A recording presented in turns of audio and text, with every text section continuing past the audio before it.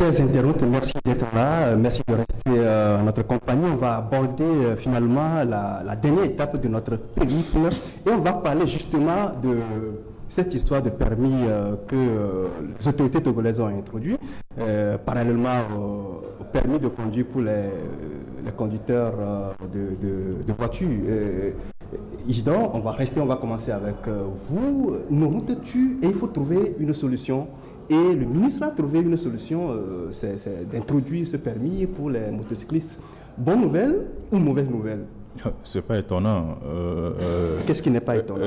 Quand on sait qu'au Togo, on a l'impression que des gens se lèvent un matin et prennent des décisions sur un coup de tête. On nous présente un bilan des accidents de la route. On nous dit que de janvier au mois de juin, il y a 354 morts sur nos routes. Et puis, on dit, voilà, les motocyclistes doivent désormais avoir un permis avant de circuler à Lomé. C'est ça la solution pour... Oui, c'est le facteur essentiel des causes. Est-ce qu'on est sûr aujourd'hui que si tout le monde, ou bien si tous les motocyclistes ont leur permis de conduire, et ça éviterait des accidents à Lomé, on ne verrait plus d'accidents, ou bien ça diminuerait ces accidents? Moi, je pense que c'est une décision impopulaire, parce que quand vous voyez aujourd'hui les réactions partout, un peu partout dans le pays, ça écœure, les gens déplorent cette situation. Parce que permis de conduire, d'abord, on fait sortir la décision et on dit, on ne donne même pas un mois. À peine un mois, la décision sera mise en exécution. C'est normal que vous voyez des gens aussi se lever pour parler d'un moratoire de 6 mois qu'on devait donner à la population. D'abord, on parle d'une taxe d'habitation que les gens rejettent. Parce que quand on voit le pouvoir d'achat du Togolais, le niveau de vie du Togolais, c'est déplorable. Et maintenant, on revient avec un permis de conduire que tout le monde doit avoir, avec tous les coûts que ça engendre. Je pense que le ministre de la Sécurité, Yak Damham, je dirais, excusez-moi, doit revoir sa copie et prévoir autre chose une autre solution que ce qu'il prévoit pour remédier aux accidents de la circulation. Jusque-là, vous ne répondez pas à ma question concrètement. Vous ne nous dites pas en quoi cette décision est une bonne nouvelle ou mauvaise nouvelle. Ferdinand, je vous repose la même question. En quoi cette décision est une mauvaise nouvelle ou bien une bonne nouvelle? Moi, je n'aborderai pas le sujet sous cet angle-là. Bon, pour rigoler, je peux dire que bientôt, on nous dira d'avoir des permis avant de marcher dans la rue, les piétons, tout ça, ou de porter des casques pour les piétons. Mais pour être plus sérieux, il faut dire que effectivement, il y a un véritable souci pour la circulation dans notre pays. Le problème n'est pas seulement d'évoquer les questions liées aux motos ou de demander les permis de conduire aux motocyclistes ou aux engins en 2 roues. Mais le problème est de savoir, est-ce que nous avons des rues? Est-ce que nous avons des rues qui sont goudronnées? Est-ce que nous avons un aménagement urbain acceptable? Est-ce que nous avons un système de circulation qui permet à chacun d'aller devenir... Parce que le fond du problème, c'est ça. Et il y a quelques rues, depuis la nuit des temps, qui sont goudronnées dans la capitale. Nous sommes ici au centre-ville. Toutes les rues dans les quartiers sont là depuis 1950 ou 1940. On n'a jamais mis une seule couche de goudron sur ces rues-là. Est-ce que les rues sont aménagées? Maintenant, quelle est la politique de transport qu'on veut pour une ville comme le Togo? Moi, je l'ai toujours dit dans des émissions, ce n'est pas possible que dans une capitale ou dans des grandes villes, on laisse proliférer des motos. C'est pas normal. Mais, comme ici, c'est les dirigeants qui sont en même temps dans le business des motos, on laisse tout faire.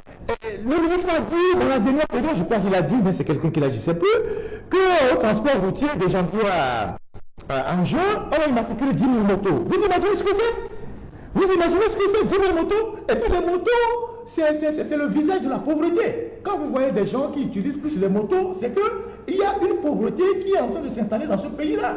Parce que dans un pays où le niveau de vie est acceptable, Les gens sont au transport en commun, les gens sont dans leur propre voiture. Mais quand vous voyez les motos se proliférer partout, les fonctionnaires de l'administration, les fonctionnaires de l'administration publique comme privée ne peuvent pas s'acheter une petite bagnole, chacun va chercher une moto pour circuler, c'est des signes de pauvreté.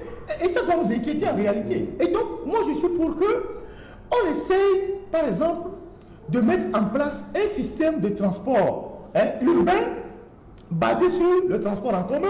On peut créer d'autres moyens de transport il y a les dans les pays centrales développés et essayer de multiplier les taxis, tout ça, et de mettre les motos hors de la ville. Par exemple, si vous allez au Cameroun, où moi j'ai eu, je le dis toujours, à travailler il y a quelques années, la ville de Yaoundé, par exemple, il est interdit aux motos de rentrer dans le centre-ville. Dans la ville de Douala, même chose. Ça ne veut pas dire qu'il n'existe pas de moto-taxi à Yaoundé ou à Douala, mais les motos-taxis sont repoussés au-delà de la ville. Par exemple, je peux donner l'exemple ici en disant vers Zanguera, vers Doble-Copé, vers Poga, et eux-mêmes ils savent dans quel périmètre ils peuvent fonctionner. Même chose à Douala. Maintenant, si vous franchissez le périmètre, la police municipale vous arrête et vous amende. Vous comprenez? Et on donne la priorité au transport en commun et on évite moins d'accidents. Mais ici, on a les voitures qui ne sont pas d'abord de très bonnes voitures parce que nous continuons d'importer au revoir la France, tout ça. Les voitures tombent en panne en pleine circulation, ce que tu ne verras jamais à Crain. On a les vélos, on a les motos, maintenant on a les tricycles. Et tout ça, chacun se bagarre dans des rues très exiguës pour rentrer à la maison. À la fin, vous avez des accidents qui sont partout. Ouais. Donc, ce n'est pas seulement en décidant d'imposer le permis pour les motos qu'on règle le problème. Le problème est plus complexe que ça. Il faut régler le problème à travers une véritable politique de circulation urbaine dans le pays et arrêter de faire le business des motos. Parce que c'est les dirigeants. Aujourd'hui, vous avez toutes ces marques de motos qui sont là. Ceux qui sont cachés derrière, c'est les gouvernants. Et c'est eux qui inondent le pays de motos. Vous savez que pendant les campagnes électorales, UNIR inonde tout le pays de motos. Et il faut venir plusieurs centaines de conteneurs de motos qu'ils distribuent aux gens. Et donc, il faut arrêter ça et privilégier. Parce que si nous voulons, on me dit que Faure Gnassingbé a mis à Paul Kagame, il veut copier ce que le Rwanda fait. Eh bien, au Rwanda, il n'y a pas de moto dans la ville. Si vous voulez copier ce que les gens font, mais il faut vraiment copier. Au Rwanda, personne ne circule à moto. Il y a des bus, il y a des tramways, il y a tout. Donc ici, il faut à un moment donné donner un visage véritablement moderne à la ville de Lomé en imposant un certain nombre de mesures. Et donc, c'est le travail du ministère de la Sécurité, c'est le travail du ministère des Transports et de je ne sais quoi, et le ministère de l'Urbanisme, tout ça, c'est leur boulot. Donc, on ne peut pas continuer par venir nous dire, oui, les gens font trop d'accidents avec les motos, donc on va imposer les permis pour les gens. A priori, je ne suis pas contre, parce que le type qui quitte Davier, ou je ne sais, à Zaou, je ne sais où, il prend sa moto, il arrive à Lomé, il ne sait pas ce que c'est qu'un feu rouge, lui, la moto avance seulement, il gaze, parce qu'il est venu à Lomé pour faire du Zémidjan le soir, il va retourner chez lui, il cogne les gens, et il se retrouve à la mort. Je suis d'accord que s'il y a des gens qui se comportent comme ça, à un moment donné, il faut essayer de voir, est-ce qu'ils ont les notions de base même du code de la route avant de monter sur une moto. Mais ce n'est pas fondamentalement le permis là qui doit régler le problème. Si vous prenez le boulevard de Saint-Jo, la route de Saint-Jo qu'on est en train de refaire en allant vers Tégué, mais tous les jours il y a des accidents. Ce n'est pas seulement la photo-moto. On n'a pas électrifié la route depuis qu'elle est en réflexion. On n'a pas fermé les caniveaux. Les gens, il n'y a pas de dispositif pour ralentir les chauffeurs. Tout le monde file comme si on était sur un terrain de, je ne sais pas quoi, de Formule 1. Et finalement, tous les jours, il y a des accidents sur cette route-là. Donc, c'est pas seulement la photo-moto. Oui. Mais Isidore, pourquoi on ferme les yeux sur cette solution dont parle Ferdinand pour prendre des décisions qui apparemment ne semblent pas résoudre le problème définitivement? Non, mais au Togo, on a l'impression que les gens aiment plus l'argent que la vie des Togolais. C'est ce qui ce qu'on voit. Parce que, non, mais vous voyez le coût qu'on demande pour passer ce permis de moto. Mais il y a un aspect de la chose que les gens ne voient pas. On demande à toute personne qui veut conduire aujourd'hui une moto dans la ville d'avoir un permis de conduire. Il arrive certains moments où celui qui a déjà un véhicule, qui a son permis, peut laisser le véhicule à la maison, bien au service, ou prendre une petite moto pour aller chercher quelque chose quelque part très vite et revenir. Mais à cette personne-là, la police ou bien un policier l'arrête dans la rue, lui demande son permis. Quel permis? Permis de véhicule ou bien peut-être permis de moto. Donc, ce qui veut dire que... oui, permis de langer. Ce qui veut dire que quelqu'un qui a déjà un permis de conduire pour un véhicule doit encore avoir passé un permis de moto. Ouais. Voilà, les deux. Voilà des aspects qu'on n'explique pas aux gens. C'est-à-dire, on prend la décision et on impose ça à la population. Ferdinand parlait tout à l'heure de l'état de nos rues. Tout à l'heure, le journal qui va sortir demain, nous allons le voir dans le journal, comment les caniveaux sont à ciel ouvert, sont devenus des tombeaux ouverts sur la route. Ça là, des gens tombent. Ce n'est pas seulement les motocyclistes qui tombent dedans. Il y a des voitures qui tombent dans ces caniveaux-là. Mais on ne bouge pas. On ne fait pas les choses normalement. Mais on demande aux Togolais de faire des efforts, des surplus d'efforts. On asphyxie le peuple, en fait, avec ces histoires, ces tasses qu'on crée tous les jours. Je pense qu'arrivé à un moment, il faut voir, il faut poser le pour et le contre des décisions qu'on prenne et puis avoir une meilleure solution pour les problèmes. Ferdinand, parmi les solutions, est-ce qu'il ne faut pas revoir également le détournement des véhicules au niveau de Port-de-Lome qui coûte tellement très cher? Oui, mais on parle de tout ça. Quand nous parlons, on parle de tout ça. D'abord, il faut essayer de repousser l'âge il faut éviter d'importer des véhicules qui ne tiennent pas ici. Plusieurs pays ont pris des mesures ces dernières années. C'est vrai qu'ici, c'est un business assez florissant pour les gouvernants. Mais à un moment donné, si on veut essayer de moderniser le pays, c'est sur les véhicules neufs qu'il faut prendre moins de taxes.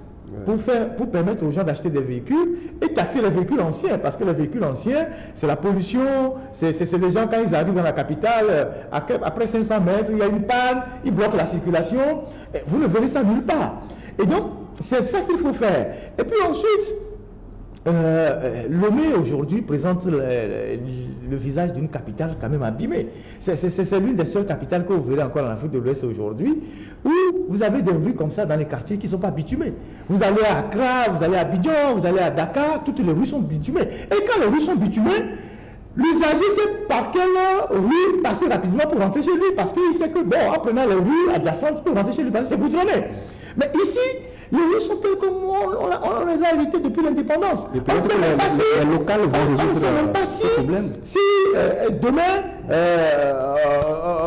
ces gens-là auront vraiment un jour, même pour des quartiers qui ont un intérêt économique, le grand marché, on a abandonné les rues. La dernière fois, il y a un ami qui me disait qu'il y a un village au Togo, là, il m'a donné le nom du village, on a écrit un article, il y a un article qui a été écrit dessus.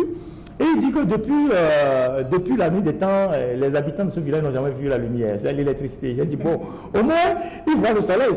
C'est une autre lumière aussi, vous voyez. Et donc, il y a des gens qui sont dans ce cas-là aujourd'hui au Togo. Donc, toutes les villes modernes aujourd'hui passent par là. Vous donnez les rues et puis essayer de mettre en place un dispositif de circulation qui permet d'éviter ces genres de choses. Si Lomé doit se moderniser, il faut casser. Je suis désolé, il faut casser. On ne peut pas faire des omelettes sans casser les œufs. Il faut casser. Il faut agrandir les rues, il faut casser des maisons, il faut faire des déviations, il faut faire des ponts aériens. Vous voyez par exemple la rue qui quitte la station d'Adalepedo pour aller jusqu'à Gracier, qui est une rue de 3 voies, aller 3 voies retour. Est-ce que vous imaginez que les ingénieurs qui ont fait cette rue-là n'ont pas imaginé des traverses pour permettre aux piétons de traverser ces rues-là? Parce que c'est 3 voies fois 3. Donc, lorsque les enfants traversent ces rues-là, ils sont tout le temps ramassés par les voitures. Donc, c'est pas possible. Une ville moderne, vous allez dans tous les pays, même Cotonou ici, il y a des traverses pour passer à des rues comme ça. Pour que des rails aussi. Pour que ceux qui sont, par exemple, en voiture aient la priorité de passer à toute vitesse. Vous voyez. Et donc, nos dirigeants voyagent, mais c'est des gens qui sont vraiment, ils voyagent, mais je pense que beaucoup sont toujours fermés et ne sont pas vraiment ouverts sur la modernité. Ils n'aiment pas le beau. Sinon, c'est des gens qui sont là, ils voient l'état du pays, ils vont dans les quartiers draguer les filles, ils circulent dans la boue pour aller draguer les filles, ça ne leur dit absolument rien. Mais je pense que il faut des gens ambitieux pour relever vraiment ce pays. Ce n'est pas une question seulement de permis de moto, tout ça. Mais je rappelle que les importateurs de motos sont les dirigeants. Et tant qu'ils seront dans ce business-là, ils mettront plus de motos dans le pays. Et les motos, ce que le ministre dit, la grande partie des accidents, c'est les motos. Donc ça veut dire que c'est les motos qui tuent. Mais c'est ce qui crée un peu de paradoxe. C'est les motos qui tuent. Maintenant, après, il faut aussi voir la corruption sur les routes, les policiers, tous les jours devant nous. Tous les jours devant nous, les policiers qui arrêtent les voitures prennent de l'argent et personne ne leur dit rien. Au même moment, on dit que les motos sont les facteurs essentiels des accidents sur nos routes. Au même moment, on multiplie les sociétés de vente de motos. Je pense c'est un paradoxe, finalement. Je pense que sur ce point, Ferdinand a déjà donné la réponse, étant donné que ceux qui nous dirigent, ce sont eux qui sont des grands actionnaires dans ces sociétés d'importation de motos au Togo. Donc, je ne sais pas. Ferdinand l'a dit tout à l'heure, il y a nos dirigeants qui voyagent, qui voient comment les villes se développent. Mais bon, ça ne leur dit rien parce que ils sont arrivés à la tête du pays, leur seul projet de société, c'est s'enrichir rapidement et aller se caser quelque part. Parce qu'aujourd'hui, on a toujours dit à l'alternative, avec Faure Gnassingbé, il y a plus de milliardaires qu'avec Gnassingbé et Adema. Donc les gens sont là, leur seul souci, c'est de s'enrichir, c'est de se mettre plein les poches et repartir sur la pointe des pieds. C'est ça. Donc aujourd'hui, ce problème, trouver une solution à ce problème-là, bon, moi je ne pense pas, parce que ce n'est pas possible avec les locales, parce que lorsqu'on va mettre les mairies opérationnelles, est-ce qu'il y a des infrastructures aujourd'hui pour ces mairies et autres là? On sait ce que sont nos villes aujourd'hui. Quand vous voyez la ville est tout proche de Lomé-Thévié, vous voyez les cas dans lesquels se trouve Thévié aujourd'hui. Donc, il n'y a pas d'infrastructure, il n'y a pas de quoi. Bon, vous voyez, c'est vraiment déplorable. Oui, les gens n'ont pas de l'ambition pour leur pays. Les gens gouvernent leur pays comme s'ils étaient en terrain d'occupation. S'ils ont gagné une guerre, ils viennent occuper un pays, ils ramassent de l'argent et puis ils repartent. Quand tu vas à l'intérieur, la catastrophe est plus visible. Tu vois les villes comme Notier, il n'y a rien. En 2 minutes, tu traverses Notier, la ville du Premier ministre. En 2 minutes de voiture, tu traverses la ville, il n'y a rien. Il n'y a rien. C'est la seule route qui passe dans la ville, c'est la route qui va vers le nord. À Takpamé, pas grand-chose. Palimé, je disais à quelqu'un, mais Palimé qui apparaît aujourd'hui comme la ville la plus touristique du Togo, la plus visitée, où tout le monde délocalise les séminaires, les formations, qu'il n'y a pas de boulangerie à Palimé. C'est-à-dire que je vais parler du pain qu'on appelle chez nous Sakobi. Il n'y en a pas. Il n'y a pas de croissanterie à Palimé.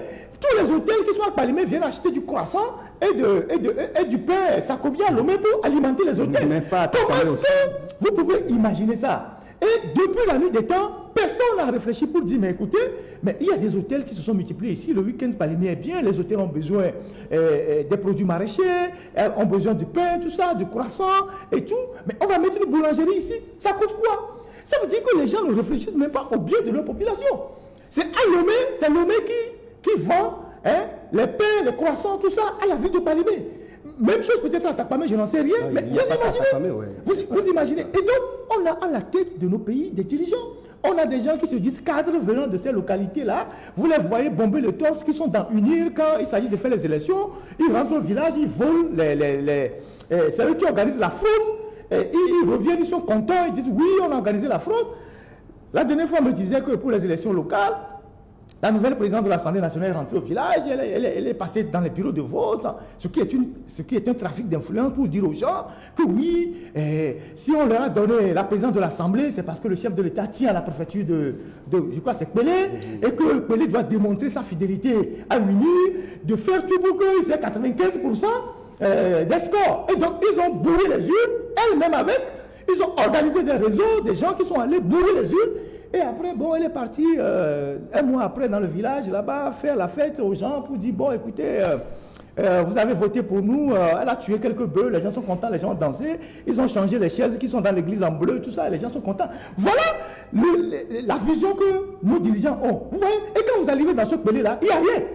Il n'y a pas de société pour employer les jeunes, il n'y a rien. Les jeunes sont obligés de faire quoi aujourd'hui? Ils vont faire le mototaxi. Et vous savez que le métier de Zémidian aujourd'hui est devenu une menace pour l'agriculture. Parce que vous allez à l'intérieur du pays, pour aucun jeune ne va au champ. Parce que quand le jeune il va au champ, le champ fait 4 ou 5 mois pour produire. Mais quand il prend la moto, il tourne 2 heures de temps, il a 3 000 ou 4 000. Donc les jeunes ont déserté les champs, ils sont au carrefour des grandes villes.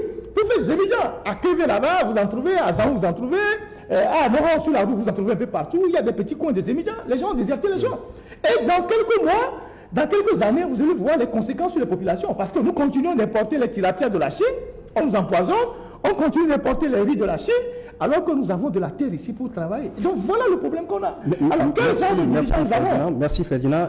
Isidore, on s'achemine vers la fin de cette émission. Vous n'êtes pas seulement rédacteur en chef ici, vous êtes secrétaire général de Saint-Gitz. Vous organisez une formation dans quelques semaines, dans quelques jours. Ah oui, nous organisons une rencontre syndicale et c'est dans notre cahier des charges du nouveau bureau pour nos membres. Rencontre dont le thème est comment préparer sa retraite, préparer une retraite pour une profession libérale, le cas du journalisme au Togo. C'est de montrer à nos membres que le journaliste employé togolais aussi peut préparer sa retraite. Après le boulot, il peut vivre aisément, sans contrainte, sa retraite. C'est ce que nous voulons inculquer à nos membres le vendredi 30 août prochain au CST. Et vous appelez les confrères à répondre massivement à cet appel, parce que ça nous concerne tous. Ok, merci Isidore. Je rappelle que vous êtes rédacteur en chef du journal Alternative. Ferdinand, merci d'être là. Merci Claver. Vous êtes le directeur de publication de l'Alternative. Nous sommes arrivés à la fin de cette émission. Merci de nous avoir suivis. On se retrouve la semaine prochaine pour un autre numéro. D'ici là, portez-vous bien. À très bientôt.